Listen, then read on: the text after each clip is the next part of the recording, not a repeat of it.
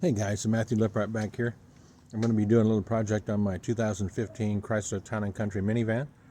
I've got that horrible clicking sound when you go to turn, and I'm going to have to replace both CV axles at some point, but today I'm just going to do the passenger side. It's definitely the worst. You'll see when I get under there, the boot's all tore and all the grease is gone out of it, so it's the worst. So I'm just going to replace it today, and the driver's side will be for another time. So I'm going to turn the camera on and let's get after it. Okay, here's this 2015 Chrysler Town & Country minivan. I've got the new passenger side axle there. First thing I did, guys, is I put my wheel chocks in. I don't have a lift to lift this thing up on, so, safety first. I got a wheel chock under both wheels. I'm going to go ahead and get my floor jack out and then my jack stands, and I'll raise this thing up. Yes, I am going to use the jack stands. I don't get under a vehicle with just a floor jack. I was going to say I haven't lived this long because I haven't been stupid, because, well, that's not true, but because I've done some stupid stuff, but as I've gotten older, I've learned that let's apply a little bit of safety here. So I use jack stands. I'm going to get those. Once I get the jack stands under it, I'll come back and we'll get started. Okay, I've got the tire off. First thing I'm going to do is take a 32mm socket, put it on there, get my impact gun, and I'm going to take that nut off. That's where I'm going to start. Let me take that off. I'm out here doing this by myself, so you're not going to actually see me doing most of it. I'll explain it, and then I'll do it, and then come back and show you what I did, and that's just kind of how I have to do it when I'm by myself. Okay, that nut came right off. So now what I'm going to do is I'm going to take this punch, put it right in this hole here. I'm going to pop this thing to make sure the thing is loose before I take everything apart, because if you take everything apart first and this is still stuck in there, it's a bear. Again, I wish I could show you this while I'm doing it, but I'm going to hit this with a hammer. And there's a hammer I'm going to use. You can use whatever hammer you like, but just you don't want to mess up those threads. And if you start banging on that thing right there, you're risking screwing up those threads, and then you got big problems. Well, maybe you're putting in a new axle, but maybe not. So, but you still don't want to do it. It's a bad habit. Okay, now that this is broke loose, I'm going to come in here. I'm going to take this tie rod end nut off. It's an 18mm deep well socket, and after I get it loose, you have plenty of room up here where you're not going to hit the threads. You can pop it loose. I typically leave a little bit of the nut on there. This isn't the factory nut. This looks like a locking nut. Typically they have a castle nut. Maybe this doesn't. I don't see a hole in there for a cotter key. Typically they have a cotter key with a castle nut, but this looks like just an all-threaded or a lock nut. And then I'm going to come up here. There's a bolt here, 21mm, and a bolt here, 21mm. In theory, you shouldn't need a wrench on the back to back it up, but about the time I say you won't, you will. So I'm going to come in, I'm going to take the tie rod end off first, then I'm going to take these two bolts loose, and then I also have the ABS wire I need to take loose. So before I take these bolts off, I'll come back with the ABS line. Okay, I have all these off. I have the ABS line. You can take the brackets off, 10mm there, 10mm there. I just pop these hoses off. These lines off, they just pop off right there, and I think that's going to give me enough room. If not, well, I'll come back and make some changes. So now I'm going to go ahead and pull these bolts the rest of the way off and pull this whole hub assembly off. So I've got the axle out on this side. You see where the boot's all tore.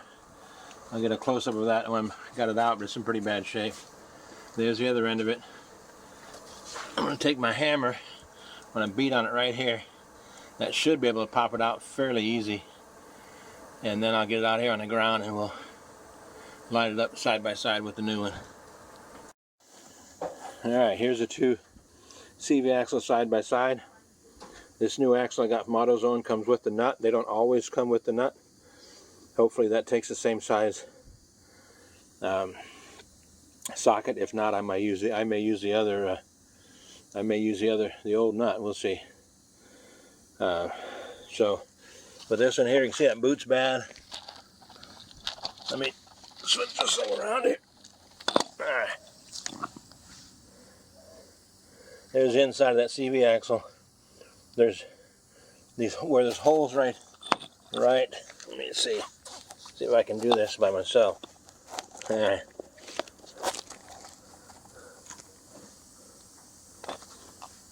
There's some holes in here. There's supposed to be bearings in there, ball bearings in there. Ball bearings are gone. This thing is so wore out. That's why it was making so much noise. And it got to the point it was making noise while I'm just driving down the road going straight. And usually they only make noise when you're turning. So we'll get this thing back together. That should fix that problem. Okay, I've got my CV axle in the back. We got it in here. Got these two bolts back in, just stuck in there. And just to make sure I got it in the spleen, I turn this, make sure it's hooked in there. Now I'm going to stick the nut on there, and I'm going to run the nut in with my impact wrench. I want to make sure that the spleens were started on the wheel hub. So now I'll spin that on with my impact. I ran that all in with the impact, and then I went ahead and tapped these two bolts with the hammer. And now I'll stick those two nuts on there and I'll run those in. Now they are splined on the end, so in theory I shouldn't need a wrench to back it, but it's, like I said earlier, sometimes you do. Okay, everything is back on. These lines for the ABS are back on. I'm just going to put the front tire back on and then take it for a test drive. And I'll come back for just a quick closing video with any closing comments and let you know how this thing performs.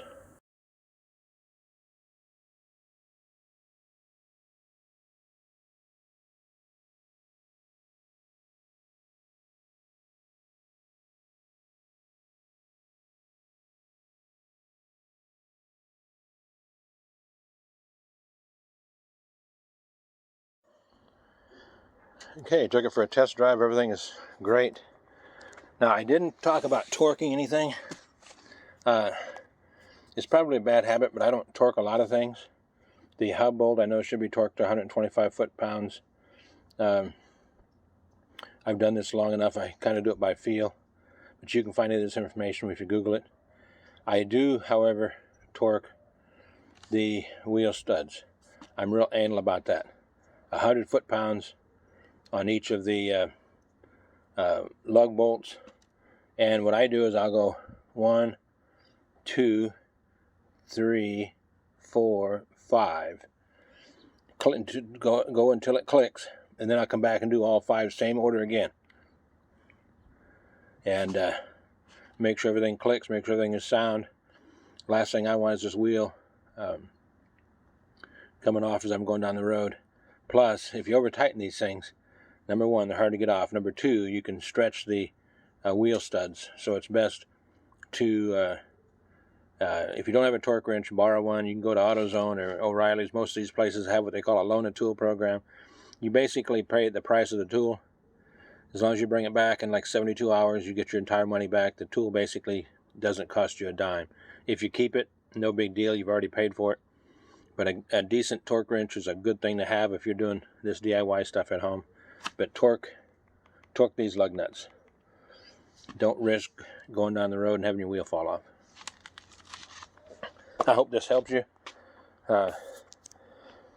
If you like this video, if this helps you, go ahead and like it. Click that subscribe button. Hit that bell icon so you'll be notified every time I post a new video, every time I upload new content. If you know anybody that has a 2015 or a similar year Chrysler Town & Country minivan, share this video with them. If you have any questions, don't hesitate to ask me. Just put something in the comment section. I'm pretty good about responding back to that. If you know of something that could have made this a little easier, go ahead and leave that in there as well. Numerous times I've had people that are more knowledgeable than me post a comment, hey, if you would have done it this way, it would have been easier. And that's all good information to have. And you know, the biggest room in the world is a room for improvement. So I'm always open for that. So I hope you like this. Hope this helps you. And until next time, have a great day.